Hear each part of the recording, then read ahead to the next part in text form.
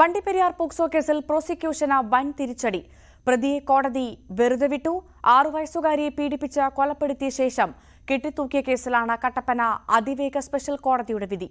പ്രതി അർജുൻ കുറ്റക്കാരനല്ലെന്നും കോടതി വിധിച്ചു. പ്രതിക്കെതിരെ ചുമത്തിയ കുറ്റങ്ങൾ തെളിയിക്കാൻ പ്രോസിക്യൂഷന് കഴിഞ്ഞില്ലെന്നാണ് പ്രത്യേക കോടതി വി. മഞ്ജുവിന്റെ ഉത്തരവിൽ പറയുന്നത്. കൊലപാതകത്തിനു മുൻപ് കുട്ടി പീഡനത്തിനിരയായെന്ന വാദം കോടതി ശരിവെച്ചെങ്കിലും പ്രതിക്കെതിരെ ഇത് തെളിയിക്കാനായില്ല. 2021 ജൂൺ 30 വണ്ടിപ്പെരിയാർ ചുരക്കുളം എസ്റ്റേറ്റ് ലേലത്തിലായിരുന്നു സംഭവം നടന്നത്. വിധി പ്രസ്താവനത്തിന് പിന്നാലെ കോടതിയിൽ നടന്നത് നാടകീയ രംഗങ്ങളാണ്. കോടതി വിധിക്കെതിരെ കുട്ടിയുടെ ബന്ധുക്കൾ വൈകാരിക പ്രതികരണവുമായി രംഗത്തു വന്നു.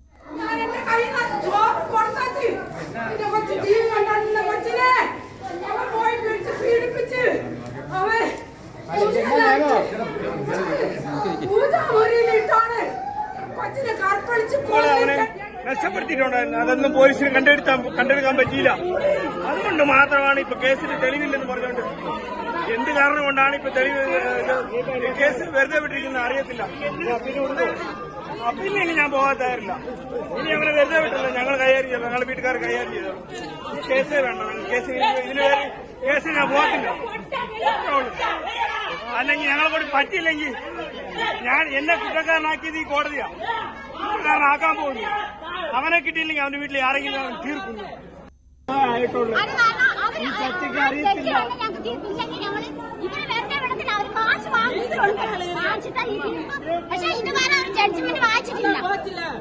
ഒരുപാട് വിഷമമുണ്ട്. ഞങ്ങൾക്ക് ഇങ്ങനെ ഒരു വിധി ഉണ്ടായതിന് ഒരുപാട് പറഞ്ഞാൽ ഞങ്ങളുടെ കുഞ്ഞിന് നീതി കിട്ടിയില്ല. അവൻ പറഞ്ഞ് സമ്മതിച്ചതിന് ശേഷം എഴുതി തയ്യാറാക്കിയ കേസാണിത്. ഇതിനെങ്ങനെ വെറുതെ പോകും? ജഡ്ജി മനസ്സിലാക്കിയില്ലെന്നാണ്. അതേസമയം കേസിൽ പുനരന്വേഷണം വേണമെന്ന് പ്രതിഭാഗം ആവശ്യപ്പെട്ടു. പോലീസ് തിരുത്തിയത് കൃത്രിമ സാക്ഷികളെന്നാണ് വാദം. ഇത് നടപ്പിലാക്കിയിരിക്കുന്ന എല്ലാ തെളിവുകളും നീലഗിരി പരിശോധിച്ചാണ് കോടതി ഉത്തരവിലേക്ക് എത്തിയിരിക്കുന്നത് എന്നും വ്യക്തമാണ്. എന്തൊക്കെയാണ് നമുക്ക് അനുകൂലമായിട്ട് വന്നത്? അനുകൂലമായല്ല, ഇതുവരെ ഫിക്സ് കൃത്രിമ തെളിവുകൾ ഉണ്ടാക്കും അനുകൂലമാവില്ല സുഹൃത്തെ. പോലീസ് ഇപ്പോൾ മുഴുവൻ തെളിവുകളും കൃത്യമായിട്ട് ഉണ്ടാക്കിയാണ് പറയുന്നത്. തീർച്ചയായും 100%. എന്ത് തെളിവാണ് പോലീസിൻ്റെ ഉള്ളത്? എന്ത് തെളിവാണ് പോലീസിൻ്റെ ഉള്ളത്? അവൻ ഡിവൈഎഫ്ഐ നേതാവാണെന്നോ? അതാണോ തെളിവ്? അതായിരുന്നോ തെളിവ്? അതായിരുന്നല്ലോ പോലീസിന്റെ മെയിൻ ക്യാച്ച് വേർഡ് ഈ കേസിൽ മെയിനായിട്ട്. പിന്നെ പോലീസ് പറഞ്ഞു എന്തോ ശാസ്ത്രീയ തെളിവുകളുണ്ട്. യാതൊരുവിധ പ്രോപ്പറായിട്ടുള്ള കോടതി അപ്രീഷിയേറ്റ് ചെയ്യാൻ പറ്റുന്ന യാതൊരു ശാസ്ത്രീയ തെളിവുകളും കളക്ട് ചെയ്തിട്ടില്ല. ഞങ്ങൾ ഈ കേസിൽ റീഇൻവെസ്റ്റിഗേഷൻ ഡിമാൻഡ് ചെയ്യാണ്. യഥാർത്ഥ പ്രതി എവിടെ പോയി? ഈ ചോദ്യങ്ങൾക്ക് ഉത്തരം വേണമല്ലോ. ഞങ്ങളിതിൽ റീഇൻവെസ്റ്റിഗേഷൻ പറ്റുകയാണെങ്കിൽ ഞങ്ങൾ മുന്നോട്ട് പോകും. അത് തീർച്ചയായും ഞങ്ങൾ അവസാനം ഈ കോടതിയിൽ വാദം പറഞ്ഞു വെച്ചത് തന്നെ റീഇൻവെസ്റ്റിഗേഷൻ ഡിമാൻഡ് ചെയ്തുകൊണ്ടാണ്. കേസിൽ അപ്പീൽ പോകുമെന്ന് പ്രോസിക്യൂഷനും വ്യക്തമാക്കി. പ്രോസിക്യൂഷൻ പോലീസ് ഹാജരാക്കിയ എല്ലാ തെളിവുകളും കോടതിയിൽ ഹാജരാക്കുകയും സാക്ഷികളെ വിസ്തരിക്കുകയും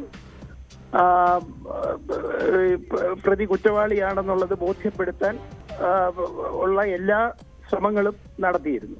സാധ്യമായിട്ടുള്ള എല്ലാ തെളിവുകളും പോലീസ് കളക്ട് ചെയ്ത് കോടതി മുമ്പാകെ ഹാജരാക്കിയിട്ടുണ്ട്. കോടതിയുടെ കാഴ്ചപ്പാട് മറ്റൊരു രീതിയിലായിപ്പോയി. അതിന് കോടതി ഏത് രീതിയിലാണ് ആ എവിഡൻസ് അപ്രീഷിയേറ്റ് ചെയ്തതെന്നുള്ളത് ജഡ്ജ്മെന്റ് കണ്ടാൽ മനസ്സിലാവും. അത് പരിഗണിക്കാത്ത പല തെളിവുകളും ഉണ്ട് എന്നുള്ളത് പ്രോസിക്യൂഷൻ വിശ്വസിക്കുന്നുണ്ട്. അതുകൊണ്ടാണല്ലോ പ്രതിയെ വെറുതെ വിട്ടത്. കോടതി ശരിയായ വിധം പരിഗണിച്ചിട്ടില്ല എന്നുള്ള ഒരു വാദം പ്രോസിക്യൂഷന്റെ ഭാഗത്തുമുണ്ട്. അതുകൊണ്ടാണ് ഇപ്പൊ അപ്പീൽ ബോധിപ്പിക്കാൻ പോകുന്നത്. ഹൈക്കോടതിയിൽ അപ്പീൽ ബോധിപ്പിക്കും. വാർത്തയുടെ വിശദാംശങ്ങളുമായി സ്റ്റാലിൻ നമുക്കൊപ്പം ചേരും. സ്റ്റാലിൻ, 14 വർഷം കാത്തിരുന്ന് കിട്ടിയ കുഞ്ഞാണ്. കുഞ്ഞ് നഷ്ടപ്പെട്ടപ്പോൾ അച്ഛനും അമ്മയും അനുഭവിച്ച അതേ വേദന തന്നെയായിരിക്കും ഒരു പക്ഷേ ഇന്ന് കോടതിയിൽ നിന്ന് അവർക്ക് നീതി കിട്ടാത്തപ്പോൾ, കോടതിയിൽ നിന്ന് വിധി ഉണ്ടായപ്പോൾ അച്ഛനും അമ്മയും അനുഭവിച്ചെന്ന കാര്യത്തിൽ നമുക്ക് സംശയമില്ല. അറിയേണ്ടത് എവിടെയാണ് പിഴച്ചത്? 2021 ജൂൺ മാസം 30-നാണ് ഈ സംഭവം വണ്ടിപ്പെരിയാർ ചൂരക്കുളം എസ്റ്റേറ്റ് ലേലത്തിൽ നടക്കുന്നത്. ഏതാണ്ട് 6-ആം ദിവസം തന്നെ പ്രതി എന്ന് കരുതുന്ന അർജുനെ, ചൂരക്കുളം എസ്റ്റേറ്റ് പരിസരത്ത് തന്നെ താമസിക്കുന്ന പ്രതി എന്ന് കരുതുന്ന അർജുനെ പോലീസ് കസ്റ്റഡിയിലെടുക്കുകയും അറസ്റ്റ് രേഖപ്പെടുത്തി കോടതിയിൽ ഹാജരാക്കുകയും ചെയ്തിരുന്നു. എന്നാൽ തുടർന്ന് ഇങ്ങോട്ടുള്ള ഓരോ ദിവസങ്ങളിലും പ്രതി ഇയാൾ തന്നെയാണെന്നും ഇയാൾ കുറ്റം സമ്മതിച്ചതായും ഒക്കെയുള്ള ചില അഭ്യൂഹങ്ങൾ പ്രത്യേകിച്ചും മാധ്യമങ്ങൾക്ക് മുന്നിൽ അന്നത്തെ അന്വേഷണ ഉദ്യോഗസ്ഥർ പോലും പ്രതി ഇതുതന്നെയാണെന്നും ഇയാൾ കുറ്റം ഏറെക്കുറെ സമ്മതിച്ചിട്ടുണ്ടെന്നും ഒക്കെ അന്ന് പറഞ്ഞിരുന്നു. പിന്നീട് 2021 സെപ്റ്റംബർ 21 ഈ കേസിനെ സംബന്ധിച്ചുള്ള കുറ്റപത്രം കോടതിയിൽ അന്വേഷണ ഉദ്യോഗസ്ഥർ സമർപ്പിക്കുന്നത്. പീരുമേട് ഡിവൈഎസ്പിയും വണ്ടിപ്പെരിയാർ സിഐയും ഉൾപ്പെട്ടുള്ള അന്വേഷണ സംഘമായിരുന്നു ഈ കേസിന്റെ അന്വേഷണം പൂർത്തിയാക്കി കുറ്റപത്രം കോടതിയിൽ സമർപ്പിച്ചത്. ആ ഘട്ടങ്ങളിലും ആ സമയങ്ങളിലും എല്ലാം നമുക്ക് ലഭിച്ച വിവരം, അതുപോലെ തന്നെ മാധ്യമങ്ങൾക്കും എല്ലാം അന്ന് അന്വേഷണ ഉദ്യോഗസ്ഥർ പറഞ്ഞത് പ്രതി തന്നെ കുറ്റം സമ്മതിച്ചിട്ടുണ്ട്.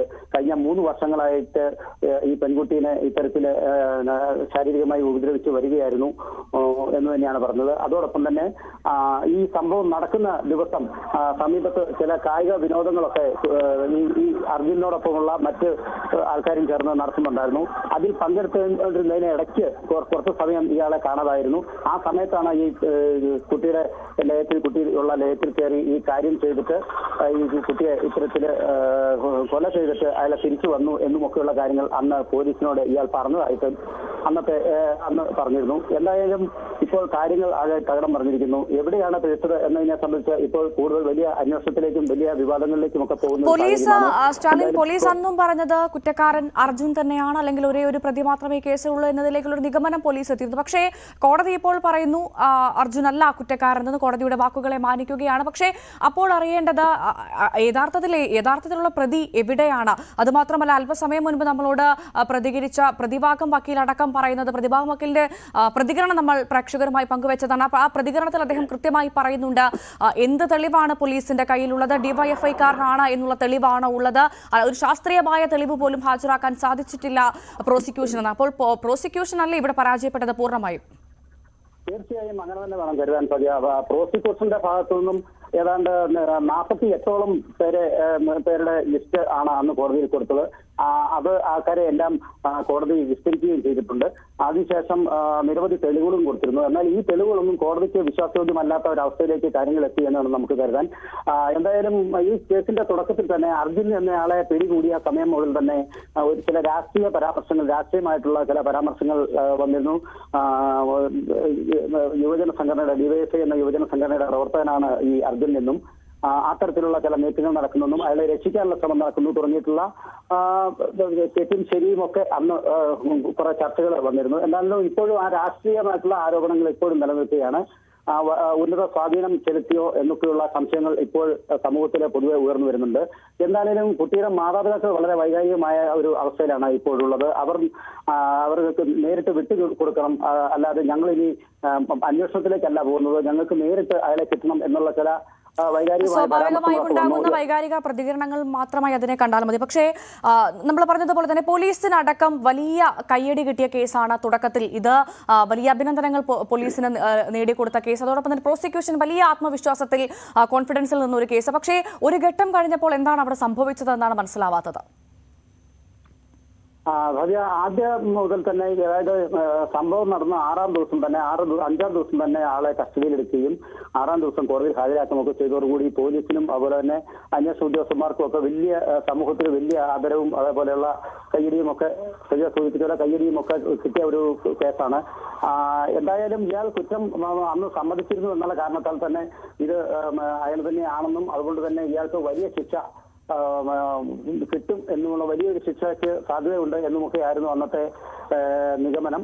എന്നാൽ ഈ കേസിൽ അയാളെ ശിക്ഷിക്കുകയോ ശിക്ഷ കുറഞ്ഞു പോകുമോ എന്നുള്ളതിലല്ല ഇവിടെ ഉണ്ടായത്, മറിച്ച് ശിക്ഷിക്കാതെ പൂർണ്ണമായിട്ടും അയാളെ കുറ്റവിമുക്തനാക്കിയിരിക്കുന്നു എന്നുള്ളതാണ്. അതുകൊണ്ട് തന്നെ ഇത് വളരെ ആശ്ചര്യം ജനിപ്പിക്കുന്ന ഒരു കാര്യമായി തന്നെയാണ് ഇപ്പോൾ സമൂഹത്തിൽ എല്ലാം ഇപ്പോൾ ചർച്ച ചെയ്യപ്പെടുന്നത്. പ്രത്യേകിച്ചും ഈ കേസിലെ തുടക്കം മുതൽ തന്നെ ഒരേ ഒരാളിലേക്ക് മാത്രം കേന്ദ്രീകരിക്കുകയും അയാൾ തന്നെയാണ് ഇത് എന്നുള്ള കുറ്റക്കാരൻ എന്നുള്ള നിഗമനത്തിൽ എത്തുകയും ചെയ്തതോടുകൂടി മറ്റൊരു അന്വേഷണത്തിന്റെയും ഒരു ആവശ്യമില്ലാത്ത ഒരു സ്ഥിതിയിലേക്ക് പോലും കേസ് എത്തിയിരുന്നു. എന്തായാലും ഇപ്പോൾ ഈ വിധി പ്രസ്താവം വന്നതോടുകൂടി ഇപ്പോൾ കുട്ടിയുടെ ബന്ധുക്കളും അതേപോലെ തന്നെ സമൂഹത്തിലുള്ള യുവജന മറ്റുള്ള സംഘടനകളും സാമൂഹ്യ സംഘടനകളും എല്ലാം കേസ് മുന്നോട്ട് പോകണം, കേസിൽ ഇനി അന്വേഷണം വേണം, മേൽക്കോടതിയെ സമീപിക്കണം എന്നുള്ള നിലപാടാണ്. അതേസമയത്ത് ഇതിനകത്ത് മറ്റൊരു വിരോധാഭാസം പ്രതിയുടെ ഭാഗം വക്കീൽ തന്നെ അവർ തന്നെ ഇതിന് കേസ് മുന്നോട്ട് പോകണം, കേസ് മുന്നോട്ട് കൊണ്ടുപോകും എന്നുള്ള നിലയിൽ റിവ്യൂ ചെയ്യണം എന്നുള്ള രീതിയിലേക്ക് അവർ മുൻപ് വന്നിരിക്കുന്നു. അത് എന്താണ് അതുകൊണ്ട് അർത്ഥമാക്കുന്നത് എന്ന് നമുക്ക് മനസ്സിലാക്കാൻ കഴിയുന്നില്ല. എന്തായാലും ശരി, പ്രതിഭാഗം വക്കീൽ തന്നെ ഇപ്പോൾ പ്രസ്താവിച്ചിരിക്കുകയാണ്, ഞങ്ങൾ തന്നെ മുന്നോട്ട് പോകും, ഇത് മറ്റൊരാളാണ്, ഇത് അർജുനെ കരുവാക്കിയതാണ്, പ്രതിയാക്കിയതാണ്, ഒരു പ്രതിയുണ്ട്, ആ പ്രതിയെ കണ്ടെത്തണം എന്നുള്ള നിലപാടിലേക്ക് എത്തുന്ന ഒരു വളരെ വിചിത്രമായ ഒരു സാഹചര്യമാണ് ഇപ്പോൾ ഈ കേസുമായിട്ട് ബന്ധപ്പെട്ട് നമുക്ക് കാണാൻ കഴിയുന്നത്. സ്റ്റാലിൻ, തീർച്ചയായും ഈ കുറ്റക്കാരനല്ല അർജുൻ എന്ന് കോടതി പറയുന്നു. അങ്ങനെയാണെങ്കിൽ യഥാർത്ഥ പ്രതി എവിടെയെന്നുള്ളൊരു ചോദ്യം അവശേഷിക്കുന്നുണ്ട്. ആ ചോദ്യത്തിന് അതോടൊപ്പം തന്നെ ആ കുടുംബത്തിന് നീതി നിഷേധിച്ചു, അതാര് എന്നുള്ള ചോദ്യത്തിന് കൃത്യമായി ഉത്തരം പറയേണ്ടത് അന്വേഷണ സംവിധാനങ്ങളാണ്, അതോടൊപ്പം തന്നെ നമ്മുടെ പ്രോസിക്യൂഷനാണ്, അല്ലേ? തീർച്ചയായിട്ടും ഈ പ്രോസിക്യൂഷൻ എവിടെയാണ് പിഴച്ചത് എന്നുള്ളത് മാത്രമാണ് ഇപ്പോൾ നടക്കുന്ന നമുക്ക് ശരിക്കും പറഞ്ഞാൽ അന്വേഷണത്തിലേക്ക് പോകേണ്ട ഒരു കാര്യം. കാരണം അത്ര ആത്മസംതൃപ്തിയോടെ ആത്മവിശ്വാസത്തോടു കൂടിയാണ് ഈ കേസിനെ സംബന്ധിച്ചുള്ള കുറ്റപത്രം അന്വേഷണ ഉദ്യോഗസ്ഥരെ കോടതിയിൽ സമർപ്പിച്ചത്. എന്നിട്ട് എവിടെയാണ് ഇത്തരത്തിലൊരു പിഴവ് സംഭവിച്ചത് എന്നുള്ളതാണ്. കോടതി ഈ ആവശ്യമായ തെളിവുകൾ ഇല്ല എന്ന് പറയുമ്പോൾ പോലും, അല്ലെങ്കിൽ പ്രതിഭാഗം അത് സമർപ്പിക്കുമ്പോൾ പോലും എവിടെയാണ് മറ്റ് തെളിവുകൾ എവിടെ പോയി എന്നുള്ളതിനെ സംബന്ധിച്ചുള്ള വലിയ ഒരു ആശങ്കയും അതുപോലെ തന്നെ സംശയവുമാണ് ഇപ്പോഴിവിടെ നിലനിൽക്കുന്നത്. സ്റ്റാലിൻ, ഇന്ന് ആ വിധി കേൾക്കാനായി മാധ്യമപ്രവർത്തകരടക്കം കോടതിയിലേക്ക് എത്തിയതാണ്. ആലുവയിൽ ഒരു 5 വയസ്സുകാരി കുഞ്ഞിനെ മൃഗീയമായി പീഡിപ്പിച്ച പ്രതിക്ക് വധശിക്ഷ കേട്ട ആളുകൾ തന്നെയാണ്. അല്ലെങ്കിൽ അത്തരമൊരു വിധി, സമാനമായ വിധി അല്ലെങ്കിൽ കൃത്യമായ ഒരു ശിക്ഷ ഈ പ്രതിക്ക് ഉണ്ടാകുമെന്നുള്ള ഒരു ആത്മവിശ്വാസത്തിൽ ആ വിധി കേൾക്കാനാണ് കുഞ്ഞിന്റെ മാതാപിതാക്കളടക്കം മാധ്യമപ്രവർത്തകരടക്കം കോടതി സമുച്ചയത്തിലേക്ക് എത്തിയത്. പക്ഷേ അവിടെ ഉണ്ടായത് തീർത്തും നമ്മളെയൊക്കെ ഞെട്ടിക്കുന്ന ഒരു വിധിയാണ്. പ്രതി കുറ്റക്കാരനല്ല എന്ന് കോടതി കണ്ടെത്തിയിരിക്കുന്നു. ആ ഒരു സാഹചര്യം അത് ആ കുടുംബത്തെ സംബന്ധിച്ച് വലിയ നീതി നിഷേധമാണ്. യഥാർത്ഥ പ്രതി ആരാണെന്ന് കണ്ടെത്തേണ്ട ഒരു സാഹചര്യത്തിലേക്കാണ് ഇനി കാര്യങ്ങൾ കടക്കുന്നത്, അല്ലേ? തീർച്ചയായും ഭവ്യ, ഈ പ്രതിയെ സംബന്ധിച്ചിടത്തോളം ഈ പ്രതിയാണ് ഇയാൾ പ്രതിയാണ് എന്നുള്ളത് ഒരിക്കലും ആ മാതാപിതാക്കൾക്ക് ഒരിക്കലും വിശ്വസിക്കാൻ പോലും അന്ന് കഴിയില്ല. കാരണം 5-ാം ദിവസം ഇയാളെ കസ്റ്റഡിയിലെടുക്കുകയും 6-ാം ദിവസം കോടതിയിൽ ഹാജരാക്കുകയും ചെയ്യുമ്പോഴും അർജുനാണ് പ്രതി എന്ന് ഒരിക്കലും ആ മാതാപിതാക്കൾ വിശ്വസിക്കാൻ പോലും കഴിഞ്ഞില്ല. കാരണം അത്രമാത്രം ആ വീടുമായി ബന്ധപ്പെട്ടുള്ള ആ കുട്ടിയുമായിട്ടും അതുപോലെ തന്നെ ഈ മാതാപിതാക്കളുമായും എല്ലാം വളരെയധികം അത്രമാത്രം അടുപ്പമുള്ള ഒരു വ്യക്തിയാണ് ഈ അർജുൻ എന്ന് പറയുന്നത്. അതുകൊണ്ട് തന്നെ അർജുനാണ് ഇതിനകത്ത് പ്രതി എന്ന് ഒരിക്കലും അവർക്ക് വിശ്വസിക്കാൻ കഴിയില്ല. നാട്ടുകാർക്കും സ്റ്റാലിൻ ദയവായി തുടരുക. ഇപ്പോൾ സാമൂഹിക പ്രവർത്തക പി ഗീത നമുക്കൊപ്പം ചേരുന്നുണ്ട്. ശ്രീമതി ഗീത, ഏറെ നമ്മളൊക്കെ ഞെട്ടിയെ കേട്ടൊരു വാർത്തയാണ് ഇന്ന്. കുഞ്ഞിന്റെ കുടുംബത്തിന് നീതി ലഭിച്ചില്ല എന്ന, എവിടെയാണ് പിഴച്ചതെന്നുള്ള ചോദ്യത്തിന് ശരിയായ ഉത്തരം നൽകാൻ ആർക്കും സാധിക്കാത്ത ഒരു സാഹചര്യം. പ്രോസിക്യൂഷന് പോലും കൃത്യമായ ഒരു വിശദീകരണം നൽകുന്നില്ല ഈ കേസിൽ നിലവിൽ. എന്താ തോന്നുന്നു താങ്കൾക്ക്? കേരളത്തെ സംബന്ധിച്ചിടത്തോളം ഇതൊരു അത്ഭുതകരമായിട്ടുള്ള വിധിയായിട്ട് എനിക്ക് തോന്നുന്നില്ല. കാരണം നമ്മൾ വളരെ കണ്ടതാണ്. ഇപ്പൊ നമുക്കൊരു പ്രതീക്ഷ നിർഭരമായ വിധി എന്ന് പറയുന്നത് ആലുവയിൽ അന്യസംസ്ഥാന തൊഴിലാളിക്കെതിരായിട്ടുണ്ടായിട്ടുള്ള വിധി മാത്രമായിരുന്നു. ഇപ്പൊ ആലുവയിൽ ആ വിധി കേട്ട ആളുകൾ അത്തരത്തിലൊരു സമാന വിധി ഉണ്ടാകും, അല്ലെങ്കിൽ ആ കുഞ്ഞിന്റെ കുടുംബത്തിന് നീതി ലഭിക്കും എന്നു കരുതി തന്നെയാണ് കോടതിയിലേക്ക് എത്തിയത്. പക്ഷെ അവിടെ സംഭവിച്ചത് തീർത്തും അപ്രതീക്ഷിതമായിരുന്നു. ഞാൻ ആ സ്ഥലത്ത് പോയതാണ് ആ സന്ദർഭത്തില്. എനിക്കറിയാം ആ നാട്ടിന്റെ സ്പന്ദനം എന്താണെന്നുള്ളത്, ആ മാതാപിതാക്കളുടെ മനസ്സെന്താണെന്നുള്ളത് ഞാൻ നേരിട്ട് കണ്ടറിഞ്ഞിട്ടുള്ളതാണ്. ആ പറയുന്ന കുറ്റാരോപിതരായിട്ടുള്ള ആളെ കയ്യിൽ കിട്ടിയാൽ കൊല്ലും എന്നുള്ളൊരു അവസ്ഥയിലാണ് ആ നാട്ടുകാർ അന്ന് ഉണ്ടായിരുന്നത്. ഇപ്പോ അത്രസെന്റ് എന്താണ് എന്നുള്ളത് എനിക്കറിയില്ല. അവർക്കും ബോധ്യപ്പെട്ടുവോ ഇയാളല്ല പ്രതി എന്നുള്ള കാര്യം എനിക്ക് വിശ്വസിക്കാൻ കഴിയില്ല. അതെന്തായാലും തീർച്ചയായിട്ടും അവരുടെ അച്ഛനും അമ്മയെങ്കിലും ഇത് തന്നെയാണ് പ്രതി എന്ന് വിശ്വസിക്കുന്നുണ്ടാവും എന്നാണ് ഞാൻ വിചാരിക്കുന്നത്. കാരണം അത്ര സമർത്ഥമായിട്ടാണ് ആ കുട്ടിയെ, ഞാൻ ആ അടച്ചിട്ട മുറി കണ്ടതാണ്, ആ വീട്ടുകാര്, ഈ കുറ്റാരോപിതനും വീട്ടുകാരും അപ്പോഴേക്കും അവിടെ ഈ ഒരു സംഭവം വന്നപ്പോഴേക്കും ആ കുറ്റാരോപിതന്റെ വീട്ടുകാരന്റെ അവിടെ നിന്ന് സ്ഥലം മാറിപ്പോയിരുന്നു ഇയാൾ അറസ്റ്റ് ചെയ്യപ്പെട്ടതോട് കൂടിയിട്ട്. ആദ്യം ഷോള് കുടുങ്ങി മരിച്ചു എന്ന് പറഞ്ഞിട്ടുള്ള പോലീസ് തന്നെയാണ് പറഞ്ഞത് ഇതാണ് കുറ്റക്കാരൻ എന്നുള്ളത്. അങ്ങനെ പോലീസ് തന്നെ ചൂണ്ടിക്കാണിച്ചു കൊടുത്തിട്ടുള്ള കുറ്റക്കാരന്റെ നേരെയാണ് ഇപ്പൊ പ്രോസിക്യൂഷന്റെ ഭാഗം വന്നിട്ടുള്ളത്. കുറ്റപത്രത്തിന്റെ അടിസ്ഥാനത്തിൽ, വാദത്തിന്റെ അടിസ്ഥാനത്തിൽ, വിചാരണയുടെ അടിസ്ഥാനത്തിലൊക്കെ വന്നിട്ടുള്ളത്. ഒരു സാക്ഷി വിചാരണയുടെ ഘട്ടങ്ങളിൽ ഈ അവസാന ഘട്ടത്തിൽ വെച്ചിട്ട് എന്തുകൊണ്ടാണ് ജഡ്ജ് മാറിയത് എന്നുള്ളത് മാധ്യമ പ്രവർത്തകർ അന്വേഷിക്കൂ. അവിടെ അതുവരെ കേട്ടിരുന്ന ഒരു ജഡ്ജല്ല ഇപ്പോൾ അവസാന ഘട്ടത്തിൽ വാദം കേട്ടത്. അപ്പോ ഈ പ്രോസിക്യൂഷൻ എന്താണ് സംഭവിച്ചത് എനിക്ക് മനസ്സിലായിട്ടില്ല, എന്താണ് സംഭവിച്ചിട്ടുള്ളത് എന്നുള്ളത്. ഒരു പഴുതുമില്ലാത്ത കുറ്റപത്രം എന്നുള്ളതാണ് അന്വേഷണ ചുമതലയുള്ള പിന്നെ സുനിൽ കുമാറിനെ പോലെ നല്ല ട്രാക്ക് റെക്കോർഡുള്ള ഒരു പോലീസാണ് ആ കേസ് അന്വേഷിച്ചതെന്ന് ഞാൻ മനസ്സിലാക്കുന്നു. സുനിൽ കുമാറാണ്. അല്ല, ക്രൂരമായാണ് ആ കുഞ്ഞ് കൊല ചെയ്യപ്പെട്ടതെന്നൊക്കെ കൃത്യമായി കോടതിയിലും തെളിഞ്ഞതാണ്. കോടതി അത് അംഗീകരിച്ചതുമാണ്. പക്ഷേ പ്രതി എവിടെ, യഥാർത്ഥ പ്രതി എവിടെ എന്നുള്ള ചോദ്യത്തിനാണ് നമ്മൾക്ക് ഇപ്പോൾ ഉത്തരമില്ലാതിരിക്കുന്നത്. യഥാർത്ഥ പ്രതി എവിടെയെന്ന് ചോദിച്ചു കഴിഞ്ഞാൽ ഇയാളല്ല പ്രതി എന്ന് പറയുമ്പോ വീണ്ടും അന്വേഷണത്തിന് ഉത്തരവിടേണ്ടിയല്ലേ? അതെ, ഇയാള് കുറ്റക്കാരനല്ലെങ്കിൽ ഇയാളെ ഇത്രകാലം അറസ്റ്റ് ചെയ്തിട്ടുള്ള പോലീസ് കുറ്റക്കാരല്ലേ? തീർച്ചയായും. താങ്കൾ ആ സമയത്ത് അവിടെ ഉണ്ടായിരുന്നു എന്ന് പറഞ്ഞു.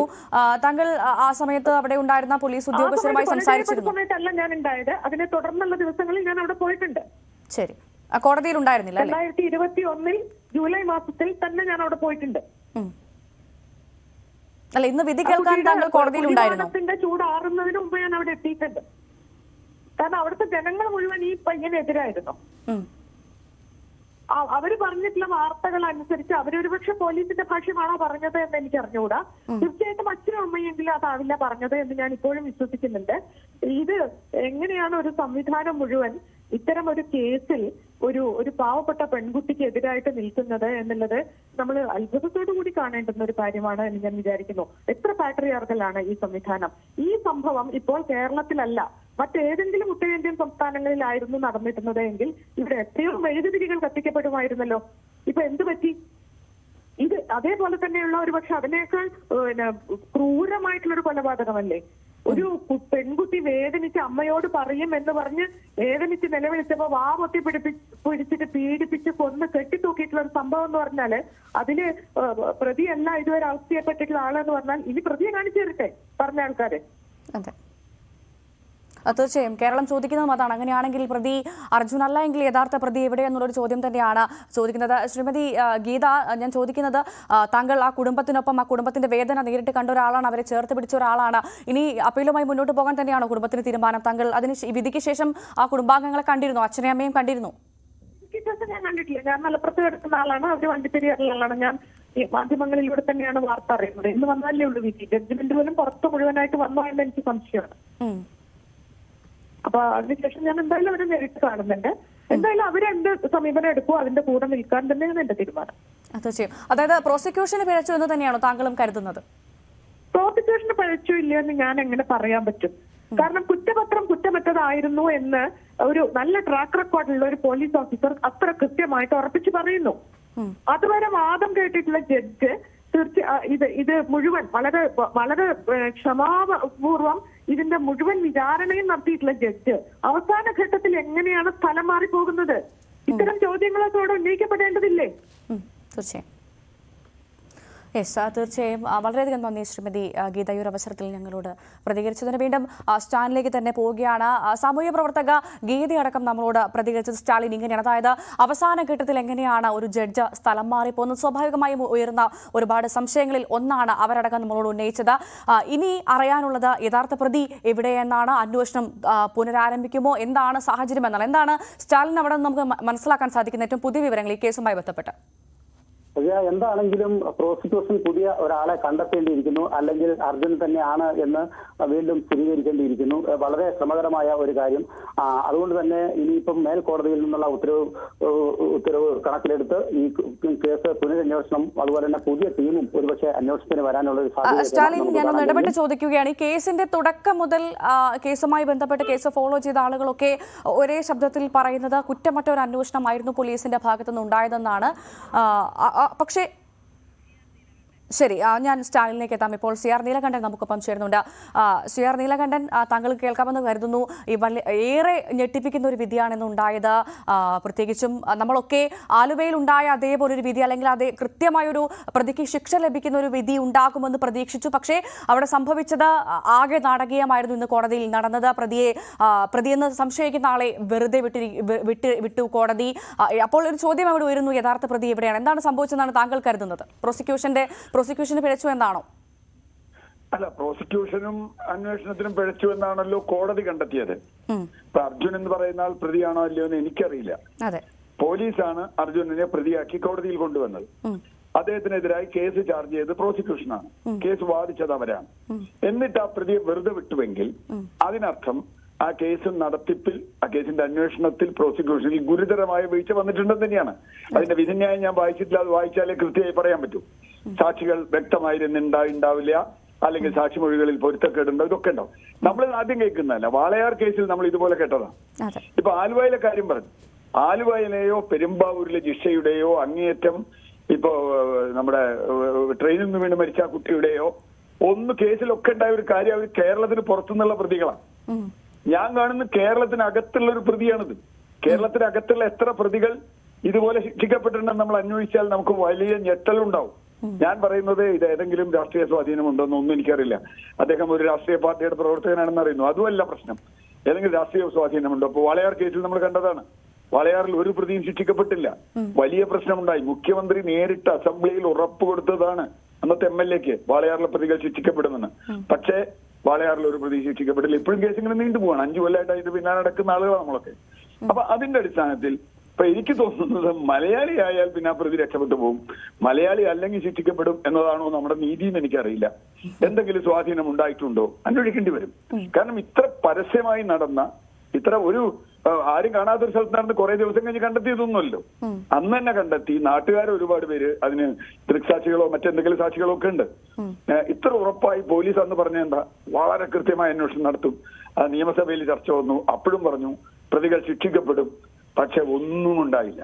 അപ്പോൾ ഞാൻ മനസ്സിലാക്കുന്നത് ഇപ്പോഴും പോലീസ് കുറ്റമറ്റ അന്വേഷണം തന്നെയാണ് നടത്തിയതെന്നുള്ളതിൽ ഉറച്ചു നിൽക്കുകയാണ്. പക്ഷേ പ്രതിയെ കോടതി വെറുതെ വിട്ടു എന്നുള്ളതാണ്. അതേസമയത്ത് അല്പസമയം മുൻപ് നമ്മുടെ പ്രതിഭാഗം അഭിഭാഷകന്റെ ഒരു പ്രതികരണം ഉണ്ടായിരുന്നു. അദ്ദേഹം പറഞ്ഞത് ഒരു തരത്തിലുള്ള ഒരു തെളിവ് പോലും ഹാജരാക്കാൻ പ്രോസിക്യൂഷന് സാധിച്ചിരുന്നില്ല, ഒരു ശാസ്ത്രീയ തെളിവ് പോലും ഹാജരാക്കാൻ സാധിച്ചിരുന്നില്ല. ആകപ്പാടെ ഡിവൈഎഫ്ഐ എന്നുള്ളൊരു ഡിവൈഎഫ്ഐ നേതാവാണ് എന്ന് മാത്രമാണ് ഇവർ പറഞ്ഞുകൊണ്ടിരുന്നത് എന്നാണ് അദ്ദേഹം വലിയ ആത്മവിശ്വാസത്തോടെ അല്പസമയം മുൻപ് മാധ്യമങ്ങളോടക്കം പ്രതികരിച്ചത്. അല്ല, ഇപ്പൊ പ്രതിഭാഗം വക്കീൽ പറഞ്ഞത് ശരി, കോടതി അംഗീകരിച്ചു എന്നാണല്ലോ നമ്മൾ മനസ്സിലാക്കേണ്ടത് വിധിയിൽ നിന്ന്. അപ്പോ പ്രതിഭാഗം പറഞ്ഞതായിരിക്കും അദ്ദേഹത്തിനെ തെളിയിക്കാൻ കഴിഞ്ഞു.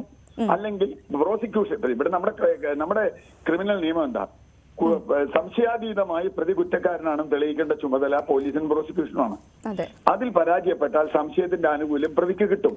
നമ്മുടെ നാട്ടിലുള്ളതാണ്. ഇവിടെ പ്രശ്നം എന്താ, ഇവിടെ ഗുരുതരമായ ഒരു പ്രശ്നമുണ്ടായിട്ട് ഒരു ക്രിമിനൽ നടപടി, അതിൽ എല്ലാം ഉണ്ട്. പോക്സോ ഉണ്ട്, കൊലപാതകമുണ്ട്, റേപ്പുണ്ട്, എല്ലാം ഉണ്ട്. ഇതെല്ലാം നടന്നിട്ടും ഈ കുട്ടി അത് ശാസ്ത്രീയമായ തെളിവ് ശേഖരിച്ചു എന്ന് പറയുന്നു, ഇതെല്ലാം പറയുന്നു. ഇതെല്ലാം കഴിഞ്ഞിട്ടും ഇയാൾ രക്ഷപ്പെട്ടുവെങ്കിൽ, പോലീസിന് ഉറപ്പാണ് ഇയാളാണ് പ്രതിയെങ്കിൽ, രക്ഷപ്പെട്ടുവെങ്കിൽ അവിടെ എവിടെയോ അടിവലിവ് എന്ന് നമ്മൾ മലയാളത്തിൽ പറയും, എവിടെയോ ആരോ വലിച്ചിട്ടുണ്ട്. അത് എവിടെ വലിച്ചു എന്നുള്ളത് നമുക്കിപ്പോ പറയാൻ പറ്റില്ല. ഞാൻ ജഡ്ജിയെ കുറ്റം പറയുന്നില്ല, ആരെ കുറ്റം പറയുന്നില്ല. കാരണം ജഡ്ജിയെ കുറ്റം പറയാൻ നമുക്ക് പറ്റില്ലല്ലോ കോടതിയിൽ. നേരെ മറിച്ച് പ്രോസിക്യൂഷന്റെ വാദം ശരിയായിരുന്നില്ല. ഇപ്പൊ ഇത് അപ്പീൽ പോയാൽ, ഇങ്ങനെ ഒരു കേസും വെച്ച് അപ്പീൽ പോയാൽ എന്താ ഉണ്ടാവുക അറിയില്ല. ഇപ്പൊ വാളയാർ കേസൊക്കെ നമുക്കറിയാം, അത് വളരെ ഫീബിൾ ആയ ഒരു കേസായിരുന്നു. എല്ലാവരും പറഞ്ഞു, മുഖ്യമന്ത്രി പറഞ്ഞു ഗംഭീര കേസാന്ന് പറഞ്ഞിട്ടാണ് കൊടുത്തത്. മുഖ്യമന്ത്രി അസംബ്ലിയിൽ ഉറപ്പ് കൊടുത്ത് പോലീസിന് സ്പെഷ്യൽ ടീമിനെ വെച്ച് അന്വേഷിച്ച വാളയാർ കേസ് ചോദ്യന്റെ, എന്നിട്ടും ഒന്നും ഉണ്ടായില്ല. എന്ന് പറഞ്ഞാൽ ഇവിടെയും എന്തോ ഗുരുതരമായ പ്രശ്നം ഉണ്ടായിട്ടുണ്ട്. അതുകൊണ്ട് എന്റെ ഒരു പൊതു സംശയം, മലയാളിയാണ് പ്രതിയെങ്കിൽ രക്ഷപ്പെടും, മലയാളി അല്ലെങ്കിൽ പിടിക്കപ്പെടും. ഒരു പക്ഷേ അവർക്ക് വേണ്ട സ്വാധീനം ഉണ്ടാവില്ല.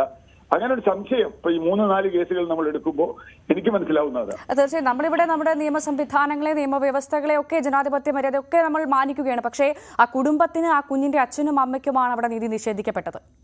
തീർച്ചയായിട്ടും ആ അച്ഛന്റെ അമ്മയുടെയും മനസ്സെന്താണ് എന്ന് കാണാനൊന്നും ഇവരെ കൊണ്ടാവില്ല. കാരണം നമുക്കറിയാലോ, വാളയാർ അമ്മയോട് കുറെ ആളുകൾ പറഞ്ഞ രീതിയൊക്കെ നമ്മൾ കേട്ടിട്ടുള്ളതാണല്ലോ. അപ്പൊ തീർച്ചയായിട്ടും ഇരകൾ വീണ്ടും വീണ്ടും ഇരകളാക്കപ്പെടുന്ന ഒരവസ്ഥയാണ് ഇപ്പോൾ ഉണ്ടാവുന്നത്. ആ അമ്മയുടെ കരച്ചിലൊക്കെ എന്ന് പറഞ്ഞാൽ നിങ്ങൾ ചാനലുകാർ കാണിച്ച് നമ്മൾ കണ്ടു. തീർച്ചയായും ആരും കരഞ്ഞു പോകുന്നൊരു സംഗതിയാണ്, ആരും കരഞ്ഞു പോകും. അതുകൊണ്ട് നിയമം നാട്ടിൽ നടപ്പാവുമെന്നൊരു ഉറപ്പില്ലെങ്കിൽ എങ്ങനെയാ നാട്ടിൽ ജീവിക്കുക? ഈ രാജ്യത്ത് ക്രിമിനൽ നിയമങ്ങൾ നടപ്പാവും എന്ന വിശ്വാസമില്ലാതെ ഒരാൾക്ക് എങ്ങനെ ജീവിക്കാൻ പറ്റുക, പ്രത്യേകിച്ച് കുട്ടികളുടെ കാര്യത്തിൽ? അതുകൊണ്ട് വളരെ ഗുരുതരമായി ഒരു കുട്ടിയെ കാണാതായ ഒരു കേസൊക്കെ നമ്മളിപ്പോ കണ്ടു. അത് നമ്മളെ പേടിപ്പിച്ചത്. ആലുവയിലെ അനുഭവം, വണ്ടിപ്പെരിയാറിലെ അനുഭവം, വാളയാറിലെ അനുഭവമാണ് നമ്മളെ ഭയപ്പെടുത്തിയത്. ഒരു കുട്ടിയെ കാണാനില്ല എന്ന് പറഞ്ഞാൽ നമ്മുടെ ഉള്ളിൽ തീ പോലെ കത്തുന്നത് അതുകൊണ്ട്. അപ്പൊ ഇപ്പൊ അങ്ങനെ പ്രതീക്ഷിക്കപ്പെട്ടില്ലെങ്കിൽ പിന്നെ ആരെയാണ് നമ്മൾ കുറ്റം പറയുക? ആരോടാ നമ്മൾ പറയുക? തീർച്ചയായിട്ടും ഇതിൽ ഗൗരവതരമായ അന്വേഷണം നടക്കണം. ഇനിയിപ്പോ അന്വേഷണം കുറെ വൈകി കഴിഞ്ഞാൽ നമുക്കറിയാം വാളയാറിലൊക്കെ ഉണ്ടായ പ്രശ്നം. കുറെ വൈകിയാൽ പിന്നെ അതിന്റെ തെളിവുകൾ പലതും നഷ്ടപ്പെടും. അങ്ങനെ പല സാധ്യതകളുമുണ്ട്. അതുകൊണ്ട് ഇവിടെ സംഭവിക്കാതിരിക്കട്ടെ, അപ്പീൽ കൊടുത്താൽ മതിയോ, വീണ്ടും അന്വേഷണം നടത്തേണ്ടി വരുമോ തുടങ്ങിയ ഒരുപാട് കാര്യങ്ങളുണ്ട്. ഏതായാലും കോടതിയെ തീരുമാനിക്കട്ടെ. നമ്മൾ നാണം കൊണ്ട് തല താഴ്ത്തുകയാണ് കേരളീയം. തീർച്ചയായും. വളരെയധികം നന്ദി ശ്രീ നീലകണ്ഠൻ, ഈ ഒരു അവസരത്തിൽ ഞങ്ങളോട് പ്രതികരിച്ചതിന്. വീണ്ടും സ്റ്റാലിനിലേക്ക് തന്നെ പോവുകയാണ്. സ്റ്റാലിൻ, ഇപ്പോൾ ഇനി കേരളത്തിന് അറിയേണ്ടത് യഥാർത്ഥ പ്രതി ആരാണ്, അല്ലെങ്കിൽ യഥാർത്ഥ പ്രതിക്ക് കൃത്യമായ ശിക്ഷ അത് ലഭിക്കേണ്ടതുണ്ട്. കാരണം അത് തന്നെയാണ് നമ്മുടെ കേരളം ഓരോ അമ്മമാരും ആവശ്യപ്പെടുന്നത്. അതല്ലെങ്കിൽ നമ്മുടെ നിയമസംവിധാനങ്ങളെ ആളുകൾ ഉൾക്കൊള്ളാത്തൊരു സ്ഥിതിയിലേക്ക് കാര്യങ്ങൾ പോകും. അത്തരത്തിലൊരു സ്ഥിതിവിശേഷം ഉണ്ടായിക്കൂടാ. നമ്മുടെ നിയമങ്ങളെ ആളുകൾക്ക് ഭയം വേണം, അതിനെ ബഹുമാനിക്കണം. അതുണ്ടാവണമെങ്കിൽ കൃത്യമായ അന്വേഷണം വേണം. ആ അന്വേഷണത്തിൽ യഥാർത്ഥ പ്രതി ആരാണ് എന്ന് കണ്ടെത്തണം. അവർക്ക് കൃത്യമായ ശിക്ഷ, മാതൃകാപരമായ ശിക്ഷ നേടിക്കൊടുക്കുക തന്നെ വേണം, അല്ലേ? തീർച്ചയായിട്ടും പതിയെ മുമ്പേ പറഞ്ഞു നിർത്തിയതുപോലെ തന്നെ, അതായത് ഈ അന്വേഷണ ഉദ്യോഗസ്ഥർക്ക് വലിയ കയ്യടിയും വലിയ സ്വീകരണവും ഒക്കെ കിട്ടിയ ഒരു കേസായിരുന്നു ഇത്. കാരണം 6-ാം ദിവസം തന്നെ ഈ കൃത്യമായിട്ടുള്ള ആളെ കണ്ടെത്തുകയും അത് ഒരു പ്രതിയെ ഉള്ളൂ എന്ന് മനസ്സിലാക്കിക്കൊണ്ട് ഒരാളെ കേന്ദ്രീകരിച്ച് മാത്രമുള്ള അന്വേഷണം നടത്തുകയും ഒക്കെ ആയിരുന്നു ചെയ്തത്. കാരണം അയാൾ തന്നെ ഞാനാണ് ഈ കൃത്യം ചെയ്തത് എന്ന് പറഞ്ഞതോടുകൂടിയാണ് പോലീസ് അത്തരത്തിലുള്ള നിഗമനമുണ്ടായത്. അപ്പൊ വളരെ പെട്ടെന്ന് തന്നെ ഈ കേസ് ഇതിനകത്തുള്ള പ്രതിയെ കണ്ടെത്തുകയും ഈ കേസിനൊരു തുമ്പുണ്ടാക്കുകയും ചെയ്തതോടുകൂടിയാണ് പൊതുസമൂഹത്തിന്റെ മൊത്തത്തിലുള്ള ഒരു അഭിപ്രായ അത്തരത്തിലേക്ക് വന്നത്. അതോടൊപ്പം തന്നെ ആ കുടുംബത്തിന് ഏറെ അവിശ്വസനീയമായ ഒരാൾ ആയിരുന്നുകൊണ്ട് തന്നെ ഇയാളുടെ ഭാഗത്ത് നിന്ന് ഇത്തരത്തിലൊരു കൃത്യമുണ്ടായി എന്ന് പറഞ്ഞപ്പോൾ ആ മാതാപിതാക്കൾക്കോ ആ പരിസരവാസികൾക്കോ ഒന്നും അത് വിശ്വസിക്കാൻ കഴിഞ്ഞില്ല. അതുകൊണ്ട് തന്നെ വലിയ പ്രതിഷേധം അയാളുടെ പേരിൽ ഉണ്ടായി. അത് കേരളം ഒട്ടാകെ തന്നെ 6 വയസ്സുള്ള ഒരു ബാലിക എന്നുള്ള നിലയ്ക്ക് ക്രൂരപീഡനം എന്നുള്ള നിലയ്ക്ക് കേരളം ഒട്ടാകെ തന്നെ മലയാളികളുടെ മനസ്സിനെ വളരെയധികം മനസാക്ഷിയെ മരവിപ്പിച്ച ഒരു സംഭവമായിട്ട് മാറി. അതുകൊണ്ട് ഈ കുട്ടിക്ക് നീതി കിട്ടണം, മാതാപിതാക്കൾക്ക് നീതി കിട്ടണം, ഇയാളെ പരമാവധി ശിക്ഷ കിട്ടണം എന്നുള്ള ഒരു മനോഭാവം എല്ലാ മലയാളികൾക്കിടയിലും അതുണ്ടായിരുന്നു. പക്ഷെ ഇന്ന് അതിനെല്ലാം വിഘ്നം സൃഷ്ടിച്ചുകൊണ്ടാണ് ഇന്നത്തെ കോടതിയിലെ വിധി ഉണ്ടായിരിക്കുന്നത്. എന്തായാലും എവിടെയാണ് പിഴച്ചത് എന്ന് കണ്ടെത്തേണ്ടത് പ്രോസിക്യൂഷനും അതുപോലെ തന്നെ അന്വേഷണ ഉദ്യോഗസ്ഥരും തന്നെയാണ്. ഒരുപക്ഷെ പുതിയ ഒരു അന്വേഷണ ഏജൻസി ഒക്കെ വരാനുള്ള ഒരു സാധ്യതയും നമുക്ക് ഇനി തള്ളിക്കളയാനാവില്ല. എന്തായാലും പ്രതിഭാഗം തന്നെ ഈ കേസിൽ കേസ് അന്വേഷണം ആവശ്യപ്പെട്ടിട്ടുണ്ട്. അവർ തന്നെ കോടതിയെ സമീപിക്കും എന്ന് പറഞ്ഞിരിക്കുന്ന ഒരു സാഹചര്യം എനിക്ക് തോന്നുന്നു പ്രതിഭാഗത്തിന് പോലും അപ്രതീക്ഷിതമായ ഒരു വിധിയായിരിക്കും ഇന്നുണ്ടായതല്ലേ? കാരണം ഇത്തരത്തിൽ പ്രതിയെന്ന് സംശയിക്കുന്ന ആളെ ഇങ്ങനെ വെറുതെ വിടുമെന്ന് ഒരുപക്ഷെ അവർ പോലും കരുതി കാണില്ല. അവരെ സംബന്ധിച്ച് അവർ പ്രതിഭാഗം വക്കീലിന്റെ ഭാഗത്തു നിന്നും അവർ നല്ല ആത്മവിശ്വാസത്തോടു കൂടിയുള്ള ഒരു നിലയിലായിരുന്നു എന്ന് വേണം നമുക്ക് അവരുടെ പ്രതികരണങ്ങളിൽ നിന്നും മനസ്സിലാക്കാൻ. കാരണം ഇയാളല്ല പ്രതി എന്നുള്ളതും അതുപോലെ തന്നെ പ്രോസിക്യൂഷന് ഒരു തരത്തിലുമുള്ള ഇയാളാണ് പ്രതി എന്ന് തെളിയിക്കത്തക്ക രീതിയിലുള്ള യാതൊരുവിധ തെളിവുകളും നിരത്താൻ കോടതിയിൽ കഴിഞ്ഞില്ല എന്ന് പ്രതിഭാഗം വക്കീല് ആദിത്യൻ നമ്മൾ പറയുന്നുണ്ട്. ആ സ്ഥിതിക്ക് തന്നെ ഇവർക്ക് നല്ല ആത്മവിശ്വാസം ഉണ്ടായിരുന്നു എന്ന് വേണം കരുതാൻ. ആ ആത്മവിശ്വാസത്തിൽ നിന്ന് തന്നെയാണോ വീണ്ടും ഈ കേസ് പുനരന്വേഷണം എന്ന് പറയുന്നത് എന്നുകൂടി നമുക്ക് മനസ്സിലാക്കേണ്ടി വരും, അന്വേഷിക്കേണ്ടി വരും. എന്തായാലും ഒരു പുനരന്വേഷണം ഈ കേസിൽ ആവശ്യമാണ്. ഈ പോലീസിനും അതുപോലെ തന്നെ പ്രോസിക്യൂഷനും ഈ കേസിലെ യഥാർത്ഥ പ്രതിയെ കണ്ടെത്തേണ്ട അർജുനൻ തന്നെയാണോ അതോടൊപ്പം തന്നെ മറ്റാരെങ്കിലും ഉണ്ടോ എന്നുള്ള ആ കേസിലെ ആ പ്രതിയെ കണ്ടെത്തേണ്ട ഒരു ബാധ്യതയും ഉത്തരവാദിത്വവും ഇന്ന് ഏറിയിട്ടുമുണ്ട്. തീർച്ചയായും ഇടുക്കിയിൽ നിന്ന് സ്റ്റാലിനാണ് വാർത്തയുടെ വിശദാംശങ്ങൾ പങ്കുവച്ചത്.